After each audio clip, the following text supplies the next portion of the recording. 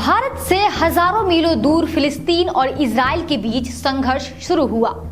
इस संघर्ष का वैसे तो भारत से कोई दूर दूर तक वास्ता नहीं था, लेकिन हमारे देश के नफरती जीव जंतुओं ने इसमें भी हिंदू मुसलमान एंगल ढूंढ निकाला और सोशल मीडिया पर जमकर भिड़ गए। एक दूसरे को जमकर चिढ़ाया, गरियाया, ताने मारे और वह सब कुछ किया जो नफरत में एक इंसान कर सकता है। इस रिपोर्ट में हम ऐसे ही लोगों का विश्लेषण करेंगे जो सोशल मीडिया पर फिलिस्तीन इजराइल के बहाने सांप्रदायिकता, ध्रुवीकरण और नफरत को बढ़ावा दिया है। इंटरनेट के युग में विचारों का आदान प्रदान आसान हो गया है। कहें तो इंटरनेट ने लोगों के बीच की दूरियों को कम कर दिया है। इसने धर्म, जाति, ऊंच नीच, सरहद जैसी सीमाओं को लांघकर लोगों को बोलने की आजादी दी है। इसके साथ ही इसका एक दूसरा पहलू भी है जहां हमें नफरत और घृणा देखने को मिलती है।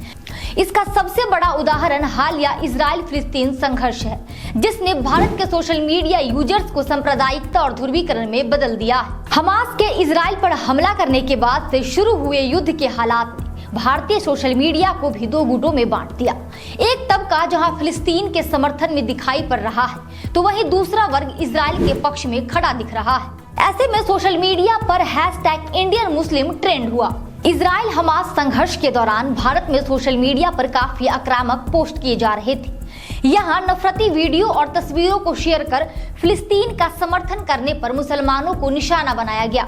इसके लिए #इंडियन मुस्लिम का इस्तेमाल हुआ। इतना ही नहीं, मुस्लिमों को निशाना बनाने के लिए कोडेड लैंग्वेज का भी प्रयोग किया गया, जैसे मुस्लिम शब्द के बजाय बुज़लिम शब्द लिखा गया। हालांकि इस दौरान सबसे ज्यादा चिंताजनक बात ये रही कि हैशटैग के साथ गद्दार, देशद्रोही, उम्माह और जिहादी जैसे अपमानजनक शब्दों का खुलकर प्रयोग किया गया।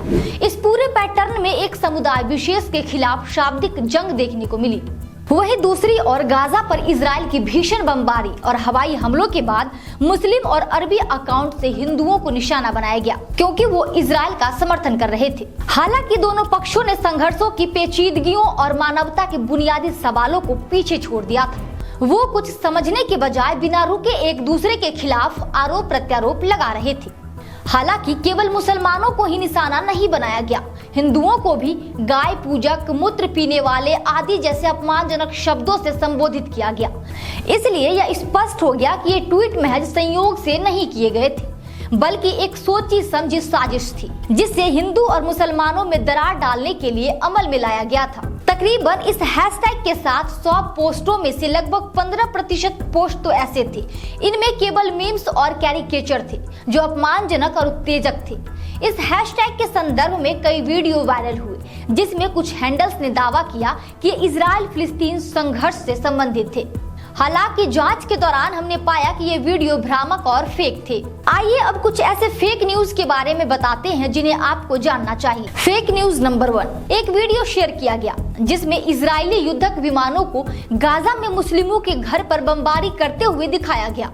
जांच करने पर हमने पाया यह वीडियो 10 साल पहले सीरियाई वायुसेना के जेट द्वारा याब्रूड शहर पर बमबारी की फुटेज का था। फेक न्यूज नंबर 2, एक तस्वीर प्रसारित की गई जिसमें आरोप लगाया गया कि केरल के लुलु मॉल में भारतीय ध्वज को पाकिस्तानी ध्वज के नीचे रखा गया था। हालांकि ये तस्वीर भ्रामक, क्योंकि इसे एक विशिष्ट कोण से लिया गया था। मॉल की अन्य तस्वीरों में भारतीय ध्वज को उसी ऊंचाई पर दिखाया गया जिस ऊंचाई पर भारत में चल रहे क्रिकेट विश्व कप में भाग लेने वाले अन्य देशों के झंडे लगे हुए थे। लुलु मॉल प्रबंधन ने दावे को खारिज करते हुए पुष्टि की, झंडे समान रूप से लगे हुए थे।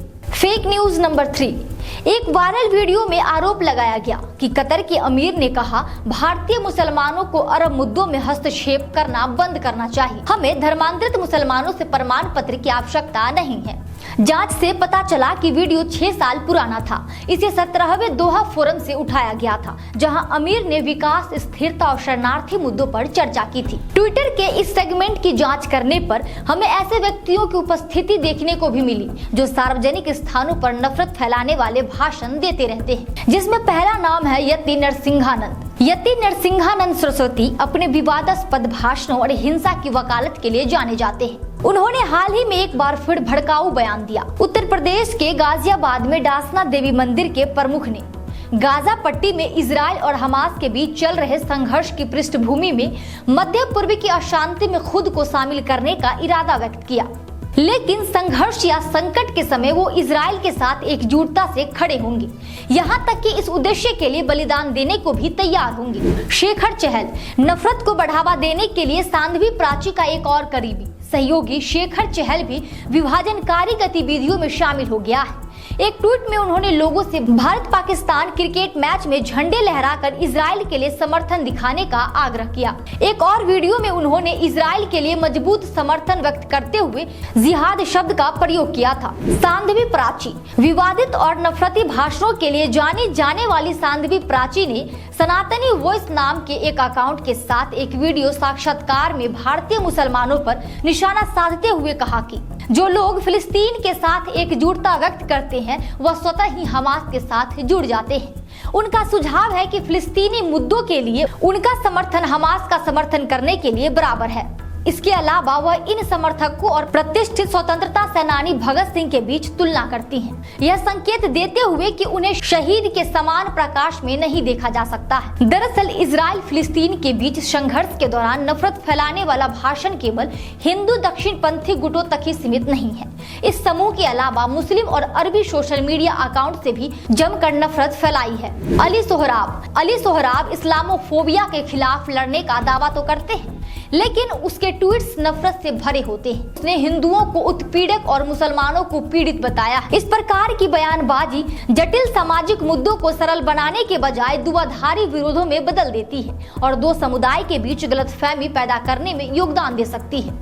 उसके ट्वीट में हुनूद नाम का एक शब्द अक्सर इस्तेमाल किया जाता है जो हिंदुओं को संदर्भित करता है। एक हालिया ट्वीट में उसने आह्वान किया, सभी हुनूद चाहे संधि हो या उदारवादी हो, जिनमें भारतीय उदारवादी पत्रकार भी शामिल हैं, जो मुसलमानों से दान और सदस्यता आदि पर पल रहे हैं, एक स्वर में फिलिस्तीनी स्वतंत्रता सेनानियों को आतंकवादी लिख रहे हैं, इस्लाम और मुसलमानों के खिलाफ एक के बाद एक झूठ और दुष्प्रचार फैला रहे हैं, वो अपनी कुंठित और विकृत मानसिकता का परिचय दे रहे हैं। इजराइल और फिलिस्तीन के इर्द गिर्द चर्चा के व्यापक दायरे पर विचार करते हुए #इंडियन मुस्लिम को समाज में भ्रम, कलह और असमंजस्य के बीच बिखेरने के एक सोचे समझे प्रयास के रूप में देखा जा सकता है। और अधिक जानकारी पूर्ण वाली खबरों को देखने के लिए देखते रहिए डी फ्रैक्ट।